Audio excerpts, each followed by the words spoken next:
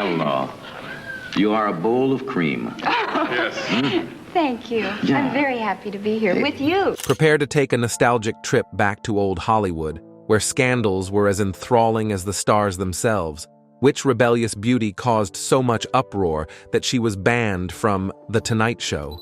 It was none other than Farrah Fawcett, the iconic face of Charlie's Angels. I know that, but to work for a man you've never laid eyes on. What daring step did she undertake to startle the world?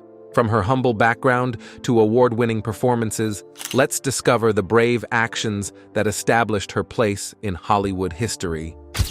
Childhood in Texas. Farrah Lenny Fawcett was born on 2 February 1947 in Corpus Christi, Texas, as the younger of two daughters in the family. Her parents were Pauline Alice Fawcett, a homemaker, and James William Fawcett, an oil field contractor. She had a diverse lineage, including Irish, French, English, and Choctaw Native American origins. As she once stated, her mother came up with the name Farah, which she chose because it complemented their surname well. Fawcett was raised in a Roman Catholic household and began her schooling at the parish school of St. Patrick's Roman Catholic Church in Corpus Christi, where her family worshipped. Her beauty and personality became apparent early on. Throughout her 4 years at W.B. Ray High School, she was always selected most beautiful by her classmates. This notoriety paved the way for her future in the spotlight. After high school, Fawcett enrolled at the University of Texas in 1965. She initially studied microbiology, but then changed her emphasis to painting. She lived in the Mayfair House on Pearl Street, west of campus, and was an active member of the Delta Delta Delta sorority. In her freshman year, she made history as one of the 10 most beautiful co-eds on campus, being the first freshman to obtain this honor. As a result of her recognition, her photographs were forwarded to several Hollywood agencies. David Mirisch, a Hollywood agent, became particularly interested in her and made a concerted attempt to get her to Los Angeles. Despite being turned down first, he pursued her for 2 years. Finally, in the summer of 1968, with her parents' permission, Fawcett relocated to Los Angeles to pursue prospects in the entertainment industry. Moving to Hollywood. When Farrah Fawcett came to Hollywood at the age of 21 in 1968, she instantly gained the attention of the entertainment industry and signed a deal with Screen Gems worth $350 per week. This contract signaled the start of her rise in the entertainment sector. Fawcett's first journey into the spotlight came through television ads when she sold a variety of items, including Ultra Bright toothpaste, Noxzema skin treatment, Max Factor cosmetics, Mercury Cougar cars, and Beauty Rest beds. These advertisements helped her get recognition and opened the road to her professional career. Fawcett's early acting credits included cameo roles on prominent television shows, such as The Flying Nun in 1969 and I Dream of Jeannie from 1969 to 1970. Her talent and on-screen personality led to a number of other television opportunities. She has appeared in episodes of Getting Together, Owen Marshall, Counselor at Law, Mayberry RFD, and The Partridge Family. These roles showcased her flexibility and helped her establish a stable career in television. Fawcett's early career was noted for her frequent appearance on the detective series Harry O, which starred David Jansen. Fawcett played Sue, the title character's girlfriend, allowing her to demonstrate her acting ability in a more significant and regular part. She also appeared in 4 episodes of the television series The $6 Million Man, which starred her then-husband, Lee Majors. This relationship with Majors helped raise her profile in Hollywood. In 1969, Fawcett played a prominent role in the French romantic drama Love is a Funny Thing, one of her first forays into film. The film enabled her to broaden her acting repertoire beyond television. The following year, she starred as Mary Ann Pringle in the controversial and star-studded picture Myra Breckenridge, based on Gore Vidal's novel. Although the film got mixed reviews, Fawcett's presence in such a high-profile project demonstrated her growing importance in the business. Skyrocketing fame. In 1976, Pro Arts Incorporated had a bold idea: capture the essence of Farrah Fawcett in a single shot. They suggested the idea of a poster to her agent and soon a photo shoot was scheduled with Bruce McBroom, a photographer known for capturing the zeitgeist in a frame. McBroom, employed by the poster company, was given a lofty goal: to create a portrait that would not only adorn walls, but define a period. In a move that spoke volumes about her confidence and elegance, Fawcett took control of her own hairstyle. Without a mirror, she effortlessly applied makeup and groomed her famous blonde hair, adding natural highlights. Her companion Nels Van Patten would subsequently recall Fawcett's natural grace in preparing herself. Following the session, Fawcett methodically combed through 40 rolls of film to choose her 6 favorite photos. From these, just one image was chosen: a photograph of Fawcett in a red one-piece bathing suit. This image went on to become the most famous poster in history, a true cultural phenomenon. Farrah Fawcett was also making tremendous strides in her acting career. She landed a minor role in Michael Anderson's 1976 science fiction film, Logan's Run, co-starring Michael York. During this time, Fawcett and her then-husband, Lee Majors, were regular tennis partners with producer Aaron Spelling. Their recreational games led to a professional opportunity when Spelling and his business partner cast Fawcett in their new made-for-TV film, Charlie's Angels. Charlie's Angels began on ABC on 21st March 1976 and starred Fawcett, Kate Jackson, and Jacqueline Smith as private detectives for Townsend Associates, a detective organization directed by the enigmatic Charles Townsend. John Forsythe provided the voice for Townsend, who interacted with the Angels via speakerphone, helping them through their cases. The show's innovative premise and the magnetism of its leading ladies soon attracted spectators, prompting ABC to re-air the film and renew it for an entire season. The series premiered in September 1976 and was an instant success. Fawcett, with her remarkable appearance and captivating personality, quickly rose to the top of popularity polls. She won the People's Choice Award for Favorite Performer in a New TV Program, and her star rose to new heights. In a 1977 interview with TV Guide, Fawcett wryly commented on the show's popularity, saying, "When the show hit number 3, I felt it was our performance. When we reached number 1, I realized it could only be because none of us wore bras." Fawcett's involvement in Charlie's Angels not only increased the show's popularity, but also enhanced her poster sales. She made more royalties from the poster than she did from the event, and her hairstyle became an international sensation. Women all across the world replicated her Farrah do, Farrah flip, or simply Farrah's hair, and the style remained popular until the 1980s. Despite the show's success, Fawcett surprised fans by leaving Charlie's Angels after only one season in the spring of 1977. Her departure sparked a series of legal fights with ABC, and Cheryl Ladd was brought in to replace her, playing Jill Munroe's younger sister, Chris Munroe. Fawcett's departure was attributed to a variety of factors, including difficult filming schedules that put a strain on her marriage to Lee Majors and her desire to pursue a more diverse acting career. Fawcett's continuous conflict with Spelling for royalties on items bearing her image exacerbated the situation. This legal wrangle resulted in lengthy litigation, with Fawcett eventually agreeing to make 6 guest appearances on the series over a 2-year period, from 1978 to 1980. Despite her departure, Charlie's Angels remained popular in syndication and spawned a variety of goods. The show's popularity inspired a whole range of products, including bubblegum cards, fashion dolls, posters, puzzles, and school supplies.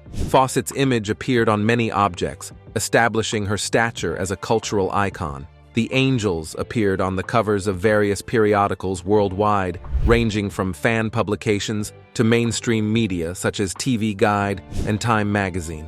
Farrah Fawcett's career, particularly her appearance in Charlie's Angels and the iconic poster, had a lasting impact on popular culture. Her abrupt exit from the show only added to her allure, and her image continued to impact fashion and style trends for years. Fawcett's combination of beauty, talent, and independence cemented her place in entertainment history, making her a symbol of the 1970s and beyond. Her stalker.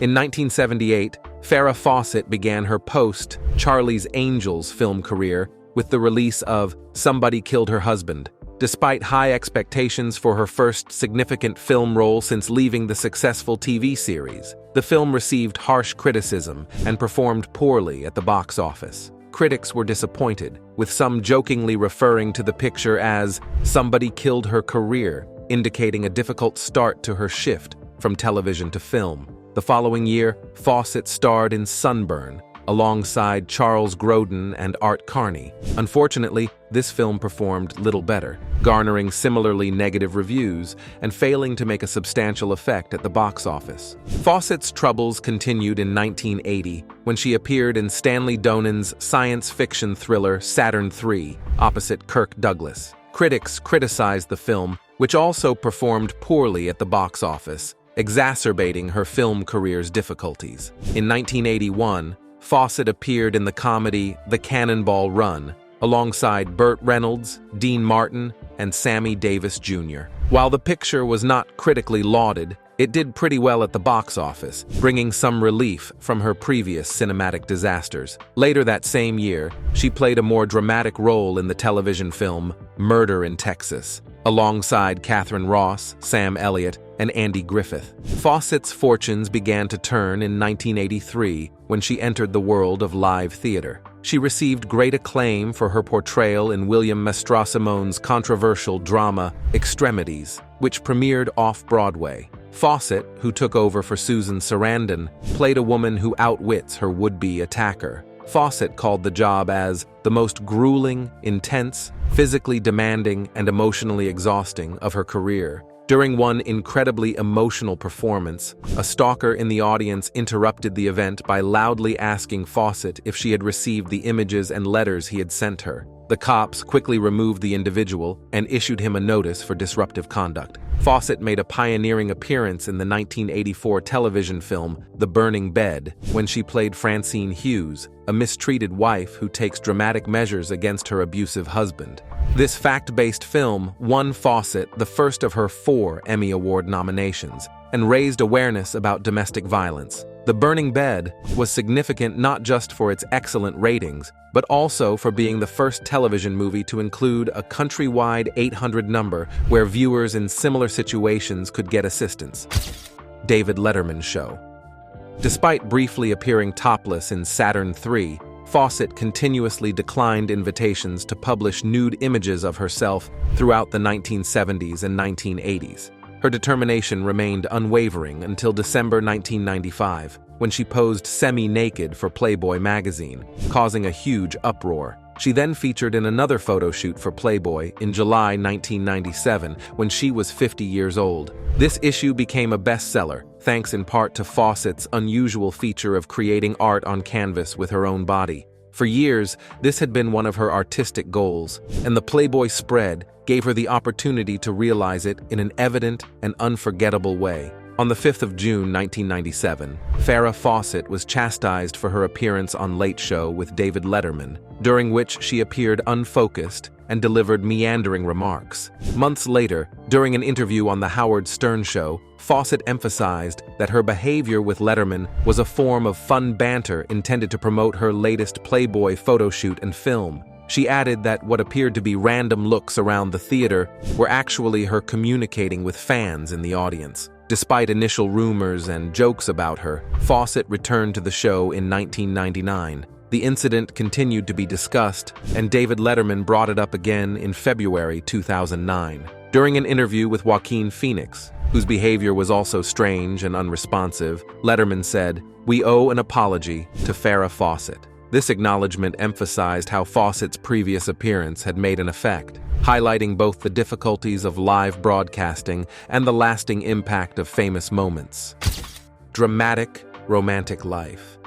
Farrah Fawcett's personal life was as filled with drama and intrigue as her on-screen career. Her romantic adventure began in the late 1960s when she began seeing Lee Majors, whom she later married in 1973. Throughout their marriage and after their divorce in 1979, Fawcett continued to use the name Farrah Fawcett Majors in her professional credit. The couple, however, did not have children together, and their relationship experienced its fair share of difficulties amidst their hectic occupations. Fawcett's life changed in 1979 when she began a love relationship with actor Ryan O'Neal. Their relationship was stormy yet durable, with highs and lows throughout the years. In 1985, Fawcett and O'Neal welcomed their son, Redmond James Fawcett O'Neal, into the world, adding a new dimension to their complicated relationship. Despite their profound bond, problems arose inside their relationship. In an honest interview with TV Guide in 1994, Fawcett acknowledged some of these difficulties, reflecting on her emotional roller coaster ride with O'Neal. "Sometimes Ryan breaks my heart, but he's also responsible for giving me confidence in myself," she explained, capturing the complexity of their relationship. Allegations of domestic attack damaged Fawcett and O'Neal's relationship. Tatum O'Neal, his daughter, publicly accused him of violently abusing Fawcett, describing him as having a terrible temper and being very violent. The claims lent a darker hue to their turbulent history, emphasizing the complexity that distinguished their relationship. Despite their difficulties, Fawcett and O'Neal's connection remained strong, and they reconciled in 2001.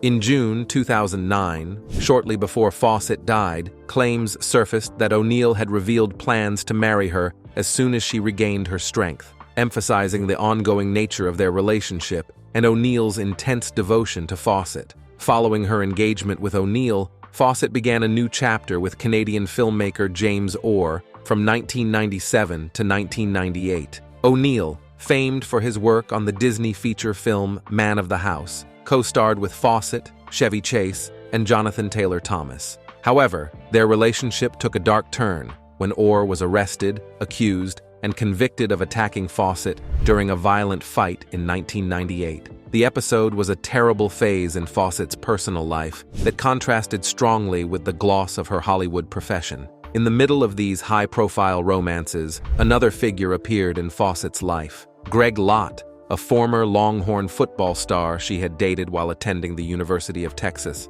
as an undergraduate. Lott stated that their romance was revived in 1998 and lasted until her demise. He described it as a loving, consensual, one-on-one relationship. However, Lott said that Ryan O'Neal had stopped him from visiting Fawcett in her final days, giving a heartbreaking twist to their story. Fawcett's living trust indicated that she left nothing to O'Neal but gifted $100,000 to Lott, demonstrating the closeness of their relationship.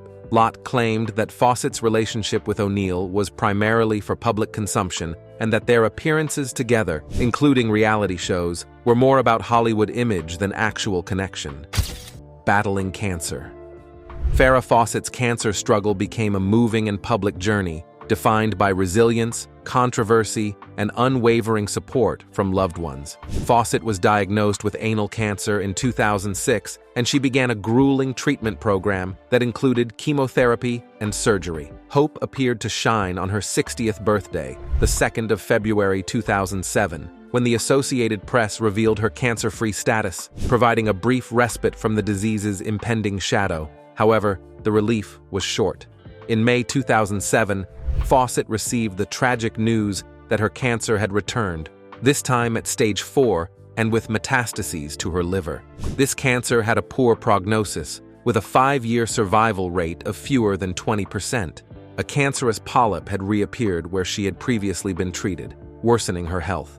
Fawcett refused a colostomy and sought alternative therapies in Germany, which were described in various publications as aggressive and alternative.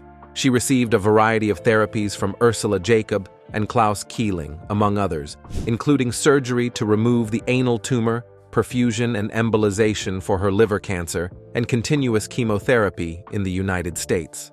Initially, there was some progress because the tumors showed signals of regression. However, their recurrence demanded a revised strategy, which included laser ablation therapy and chemoembolization, in an ongoing battle against the disease. Fawcett recounted her cancer struggle with the help of her close friend, Alana Stewart. This documentation would subsequently become an essential part of her legacy, illustrating not just the physical toll of cancer, but also her unwavering desire to face it head-on. Fawcett's health deteriorated in early April 2009, prompting her return to the United States and hospitalization. According to initial reports, her hospitalization was caused by a severe abdominal hematoma rather than cancer. Despite these setbacks, Fawcett was released from the hospital on April 9, demonstrating her indomitable spirit in the face of adversity. As May arrived, however, somber news spread. Fawcett's condition was described as grave, with Ryan O'Neal reporting that she spent her days at home, dependent on intravenous assistance, and frequently asleep. The Los Angeles Times said that she was in the latter stages of cancer and had lately spent time with her incarcerated son, Redmond, under close supervision. Her father, James, made an emotional visit to Los Angeles to be by her side during this difficult time. Despite growing rumors and tabloid speculation, Fawcett's doctor, Lawrence Pirro, and her Charlie's Angels co-star, Kate Jackson, came on the Today Show to refute falsehoods. They underlined that Fawcett was not in a coma, had not plummeted to an alarming weight, and had not given up her battle with cancer. These public appearances sought to correct the record, providing a glimpse into Fawcett's genuine story as she battled her sickness with fortitude and dignity. Unfortunate demise. Farrah Fawcett's heartbreaking journey culminated with Farrah's Story, a highly moving 2-hour documentary that aired on NBC on May 15, 2009. The documentary, co-produced by Fawcett and her longtime friend Alana Stewart, provided an intimate look into Fawcett's life, charting her difficulties, medical fights, and unbreakable spirit in the face of terminal cancer. The debut of Farrah's Story drew approximately 9 million people, sparking both adoration and criticism. The documentary's airing was not without criticism, particularly for its editing. Some commentators thought that it fell short of genuinely honoring Fawcett's desire to investigate alternative cancer treatments in greater depth. Despite these criticisms, the documentary was a compelling monument to Fawcett's bravery and tenacity, shedding light on her personal journey with genuine honesty that struck a chord with spectators. Farrah Fawcett died of cancer on 25 June 2009 at St. John's Health Center in Santa Monica, California. She was joined by loved ones, including Ryan O'Neal and Alana Stewart, who were by her side throughout her final moments, providing comfort and support during her valiant battle. Even after her death, Fawcett's influence remained. She received her 4th Emmy Award nomination as a producer for Farrah's Story, highlighting the global relevance of her journey and her ongoing influence as a cancer awareness champion. Her legacy continues to inspire, representing not just her own strength, but also her significant contribution to raising awareness about cancer's hardships. A private burial was held in Los Angeles on 30th of June 2009, and Fawcett's son, Redmond, was granted temporary release from his California incarceration center to attend. Redmond gave the first reading at the event, a moving homage to his mother's memories in front of a crowd of relatives and close friends. Following the ceremony, Fawcett was laid to rest in Los Angeles' Westwood Village Memorial Park, where she now shares a last resting place with fellow entertainment star Rodney Dangerfield. Dispute over Warhol's portrait. Following her death, Farrah Fawcett's final intentions and the administration of her inheritance sparked widespread interest and legal controversy. Fawcett excluded her longtime partner Ryan O'Neal from her living trust, which was last modified in 2007. Instead, she transferred the majority of her estate, at $4.5 million, to a trust for their son, Redmond. This trust was placed under the supervision of her business manager, Richard Francis, with particular provisions. While Redmond was entitled to interest from the trust, the principal amount was reserved solely for items relating to his healthcare requirements, demonstrating Fawcett's genuine concern for her son's well-being long after she died. In addition to the sizable trust for Redmond, Fawcett left many other bequests. She gave $500,000 each to her nephew, Gregory Walls, and her father, James Fawcett, honoring familial ties that were clearly significant to her throughout her life.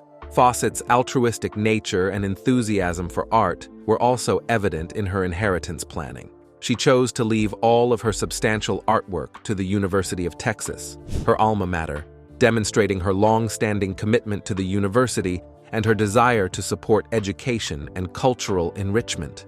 However, there was some dispute around a critical piece of her art collection, a Warhol picture of Fawcett. When the University of Texas acquired her art collection, they realized that the iconic portrait was missing.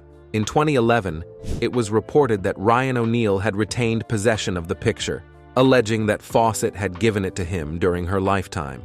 Gregory Lott vigorously opposed this conclusion, claiming that Fawcett never ceded ownership of the painting and that her purpose was evident in donating all of her artwork to the University of Texas. The debate over the Warhol image turned into a court struggle, with the University of Texas suing to reclaim what they claimed was legally part of Fawcett's legacy.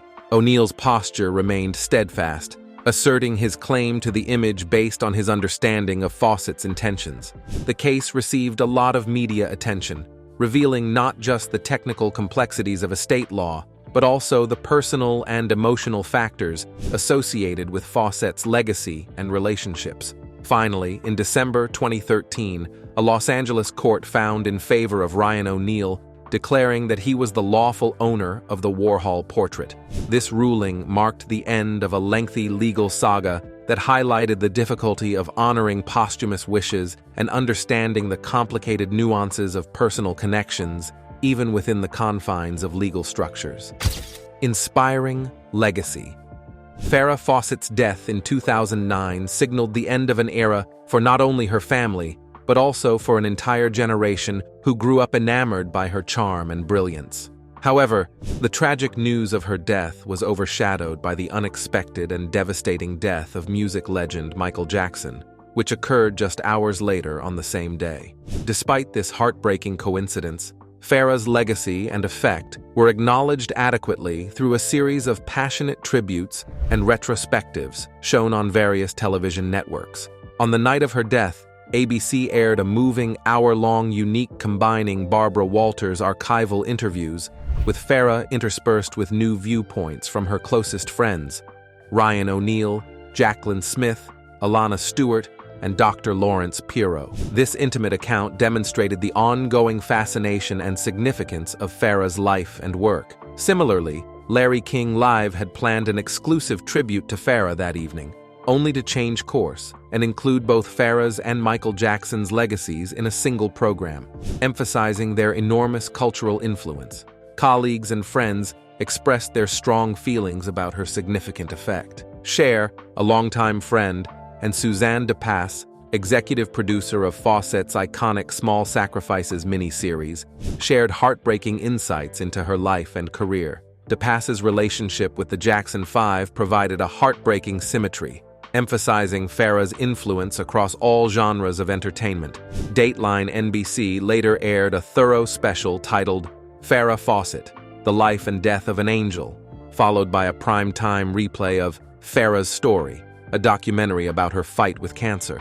Television networks continued to pay tribute to Farrah in the days following her death. MSNBC aired back-to-back episodes of their Headliners and Legends series featuring Farrah and Jackson. TV Land paid tribute with a mini-marathon of Charlie's Angels and Chasing Farrah episodes, honoring her diverse career and personal journey. The Biography Channel contributed special programs about her life and enduring impact, ensuring that her memory would live on in the hearts of admirers around the world. Farrah's long legacy goes beyond accolades and tributes.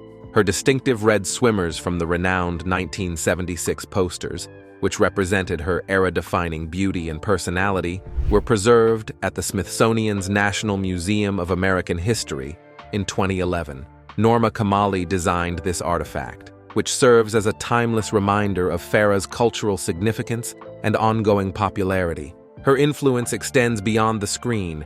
In 2011, Men's Health magazine named her one of the 100 hottest women of all time, demonstrating her enduring allure and cultural relevance. She indeed left an indelible mark on the hearts of those who knew her and the millions who admired her from afar. We hope you enjoyed this video. See you in the next one.